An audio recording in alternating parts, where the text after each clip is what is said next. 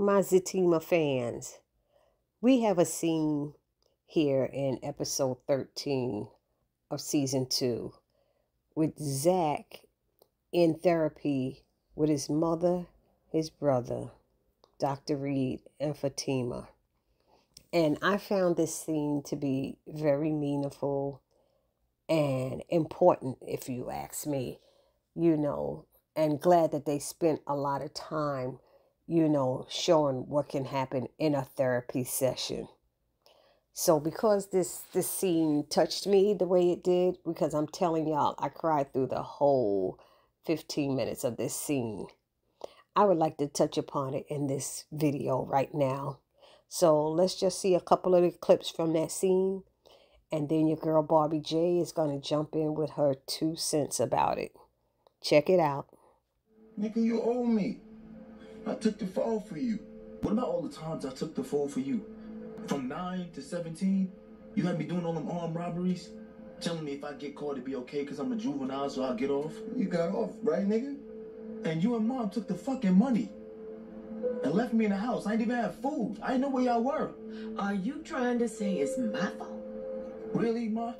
Okay, so, I mean, this scene, a lot was going on.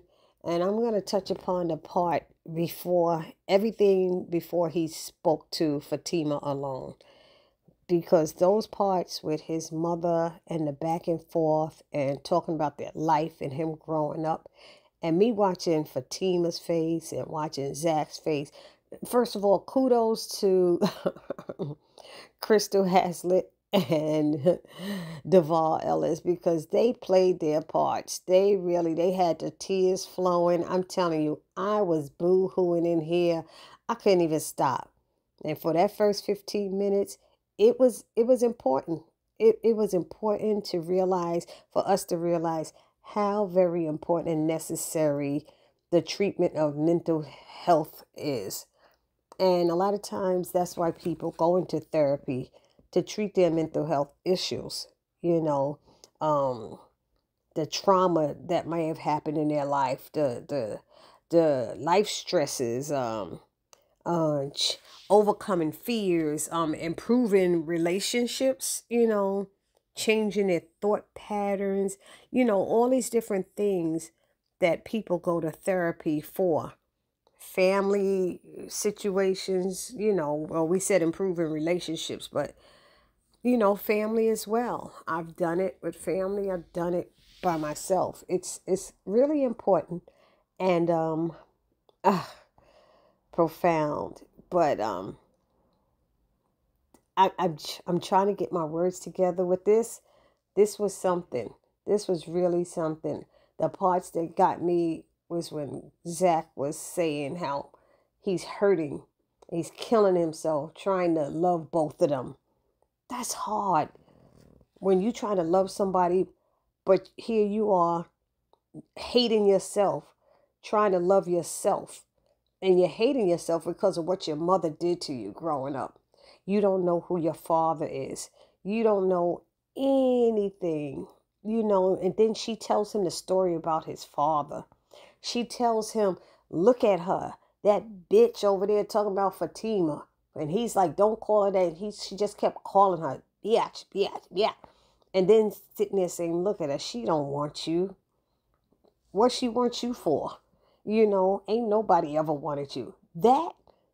If he heard that at age 7 growing up, it's no wonder ZAC is the way he is. And the truth is, I feel that some of us are really too hard on ZAC's character. Because let's be honest, ZAC was raised by the streets. He had no mother or father figure to look up to, no role models or anyone. His brother had him, doing armed robbery starting at age 10. He was raising himself. He did time in jail for years. All of this stuff, ZAC, but I'll tell you one thing. The ZAC right now is not the same person who he was when Fatima met him at Chainbreakers. So we need to be giving ZAC some credit and some kudos for what he's going through, for him wanting to change and trying to change. Yeah, he keeps resorting back to all these other things. And all that baby mama drama has nothing to do with who he is as a man right now. That all was accidents or mistakes or whatever. And I still don't think all them babies is his. I still think there's an issue with Heather's baby, to be honest. But those are things that happened before. If that child is supposed to be 3, that was 3 years before he knew Fatima. He didn't even know about this child.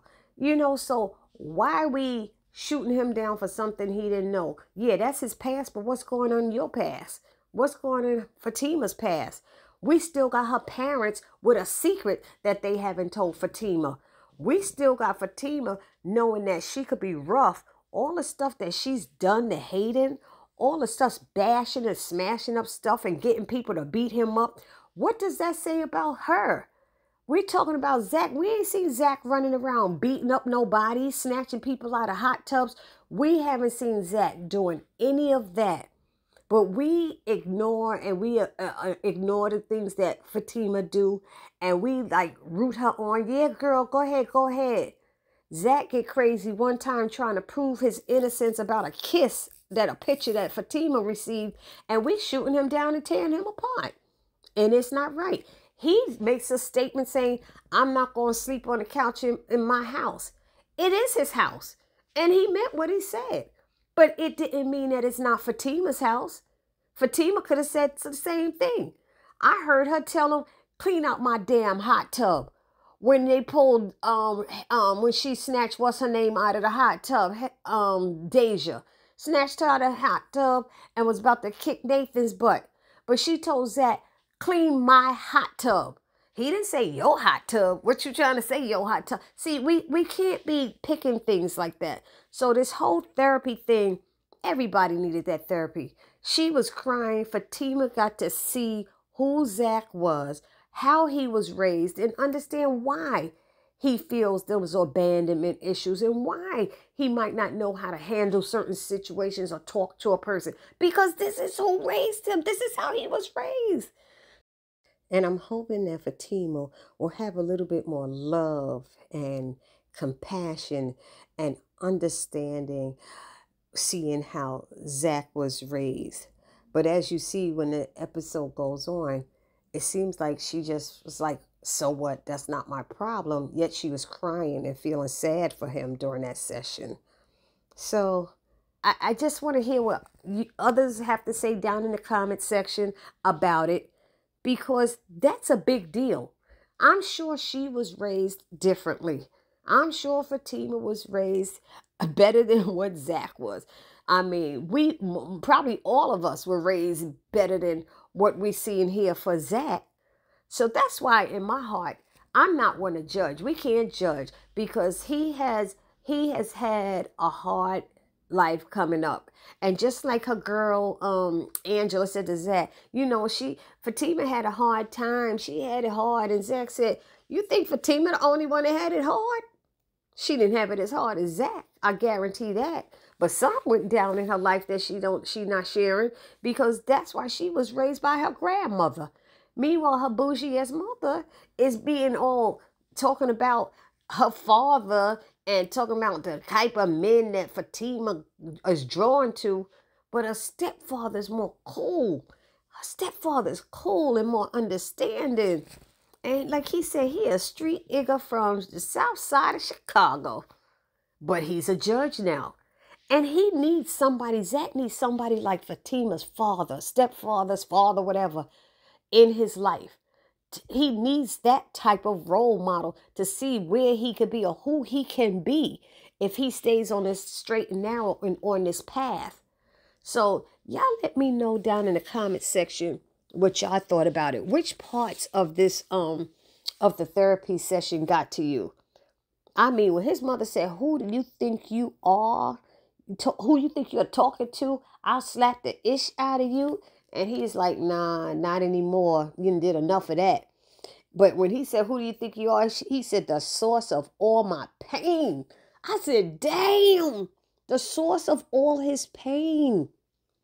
Oof. She tells him the story about his father. And Zach is like, is he a pimp? I think he asked her. She said, don't nobody know who your daddy is. So I got confused. I didn't know she meant who he was as far as his job. Was he a pimp?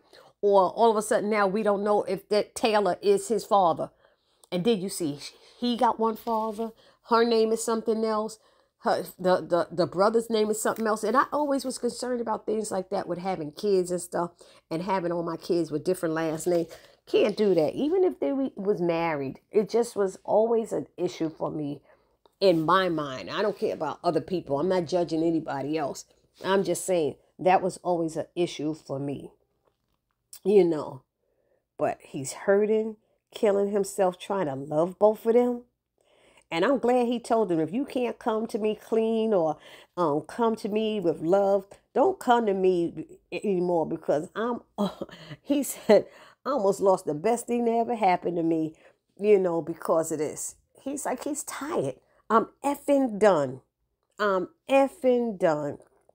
I deserve to love myself. And that's something, what are those affirmations he need to have up in his bathroom? You know, I deserve to love myself. I deserve to love somebody else. I deserve to have somebody love me. Those are affirmations we could all live by, and we should all live by. And, you know, this is my 2 cents about that 15-minute therapy session. But I'm telling y'all, I cried like a baby. And I'm sorry if this little snippet, this video was too long, but I had to get off my chest and say what I thought about that. This was my 2 cents. Y'all can give me your 2 cents down in the comment section. And please do not forget to subscribe, like, comment, and share. Please subscribe, like, comment, and share. And I will see you all in the next video. It's your girl, Barbie J, saying peace.